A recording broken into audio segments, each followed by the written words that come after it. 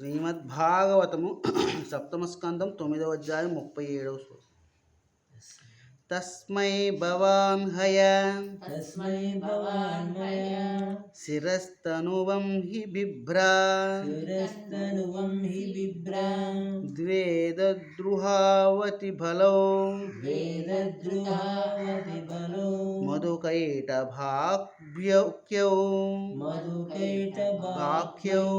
హత్వా నయచ్చుత్రిగుణాంశ్చ రజస్తమశ్చ సత్వం తవ ప్రియతమాం తనుమామనంతి. దేవా, హయగ్రీవ రూపమును అవతరించినప్పుడు నీవు రజస్తమో గుణయుతులకు మధుకైటభులను దానములను దనుమాడి వేదములను బ్రహ్మకు వసంగితివి. ఈ కారణమే మహర్షులు నీ రూపమును దివ్యములని భౌతిక గుణములచే అంటబడవనియో అంగీకరింతురు.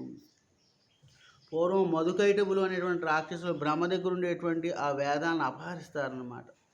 అంటే ఏదైనా ఒక జ్ఞానం ఎవరి దగ్గరికి వెళ్తే ఏమవుతుంది అంటే వాళ్ళు చదువుకుంటా వదిలేయవచ్చు కదా. వాళ్ళని చంపి మళ్ళీ ఆ వేదాన్ని తీసుకొచ్చి బ్రహ్మకి ఎందుకు ఇవ్వాల్సి వస్తుంది? ఏదైనా ఒక జ్ఞానం అసమర్థుడికి, దుర్మార్గుడికి, దుష్టుడికి ఇవ్వబడింది అనుకోండి, అది అమంగళకరంగా ఉపయోగిస్తాడనమాట, తప్పు మార్గంలో వినియోగిస్తాడు. చూడండి, ఇప్పుడు తుపాకీలు, ఇప్పుడు ఏవైతే ఆయుధాలు ఉన్నాయో ఈ ఆయుధాలను ఎవరికి ఇవ్వాలి అంటే బాధ్యతాయుతమైనటువంటి వ్యక్తులకు ఇవ్వాలి. అప్పుడు వాటిని బాధ్యతగా ఇతరులని రక్షించడం కోసం లేకపోతే ప్రభుత్వాన్ని రక్షించడం కోసం వినియోగిస్తారు. అదే దొంగలకి, దోపిడీదారులకి ఇస్తే అది ప్రమాదంగా ఉంటుందన్నమాట. అందుకనే పూర్వం ఈ జ్ఞానాన్ని ఇచ్చేటువంటి నెపంలో కూడా ఎవరికి పడితే వాళ్ళకి నేర్పించేవారు కాదు. అంటే ఇప్పటికీ కూడా ఒక పెద్ద ప్రాబ్లమేటిక్ విషయాన్ని చెప్తూ ఉంటారన్నమాట. ద్రోణాచార్యుడు ఏకలవ్యుడికి ఎందుకు జ్ఞానాన్ని ఇవ్వలేదు? ఆయనకు అవసరం లేనటువంటి జ్ఞానాన్ని స్వీకరిస్తాను అని అడిగాడు కాబట్టి అది ఈయన ఇవ్వలేదు. ఎవరికైతే ఏది అవసరమో అది మాత్రమే ఇవ్వాలి. అనవసరంగా ఎవరు అడిగారు కాబట్టి వాడికి ఇచ్చేద్దాము అనేటువంటి ఉద్దేశం మంచిది కాదు. కాబట్టి ఈ మధుకైటభులు అనేటువంటి రాక్షసులు రజస్తమో గుణయుతులై ఉన్నారు. వారు అంటే ఏదైనా ఒక విషయాన్ని ప్రమాదకంగా, అంటే భక్తుడికి అభక్తుడికి ఉండేటువంటి భేదాన్ని ప్రభుపాద చాలాసార్లు మనకు చెప్పడం జరిగింది. ఏమిటది? ఏదైనా ఒక విషయాన్ని భగవత్ సేవలో వినియోగించేవాడు భక్తుడు. ఏదైనా ఒక విషయాన్ని వాడు స్వలాభం కోసం వినియోగించేవాడు ఎవడైతే ఉన్నాడో వాడు అసుర ప్రవృత్తి కలిగిన వాడు. అందుకని ఆత్మవన్మన్యతే జగత్ అనే విషయం ఎక్కువగా మనం చెప్పుకుంటూ ఉంటాం.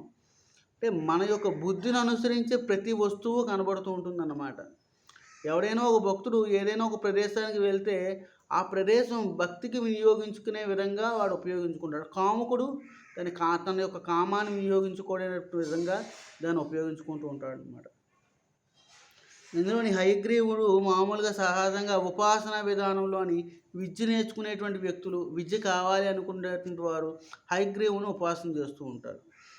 నీవు రజస్తమోగుణితులకు మధుకైటభులను దానములు దొనమాడి వేదములను బ్రహ్మకు వసగతివి. కాబట్టి మళ్ళీ దుర్మార్గుల చేతిలో పడినటువంటి ఆ జ్ఞానం ఏదైతే ఉందో ఆ జ్ఞానాన్ని మళ్ళీ సత్సంబంధ విధానంగా ఎవరైతే చక్కగా దాన్ని వినియోగిస్తారో, ప్రజల కోసం వినియోగిస్తాడో అటువంటి జ్ఞానాన్ని మళ్ళీ బ్రహ్మకి ఇవ్వడం జరిగింది. ఈ కారణమునే మహర్షులు నీ రూపమును దివ్యములని భౌతిక గుణములచే అంటబడవని అంగీకరించురు. కాబట్టి మహర్షులు ఎవరైతే ఉన్నారో, జ్ఞానవంతులు ఎవరైతే ఉన్నారో భగవానుడి యొక్క నిజమైనటువంటి గుణాన్ని, గుణరహితుడు అంటారు అన్నమాట భగవంతుడిని. గుణరహితుడు అంటే గుణములు లేనివాడు, గుణముల యొక్క ప్రభావం లేనివాడు. ఏ గుణాలు లేవు ఆయనకి. సత్వగుణం, రజోగుణం, తమోగుణం వంటి ఈ భౌతిక గుణాలు లేవు. మరి ఆయనకి ఏ గుణాలు ఉంటాయి? దివ్య గుణాలు ఉంటాయి అన్నమాట. అంటే జన్మకర్మచమే దివ్యం. ఆయనవి ఉన్నాయి కానీ ఆయన మన వంటి వాడు కాదు, దివ్యమైనటువంటి వాడు. ఆయనకు ఉండే గుణాలు అన్నీ కూడా దివ్యంగా ఉంటూ ఉంటాయి. దివ్య రూప విలసుడైన భగవానుడు తన భక్తులకు రక్షణ నొసగుటకు సదా సంసిద్ధుడై ఉండును. ఇచ్చట పేర్కొనబడినట్లు మధుకైటభులను దానములను బ్రహ్మపై దాడి చేసినప్పుడు భగవానుడు హయగ్రీవావతారణ వారిని వధించెను.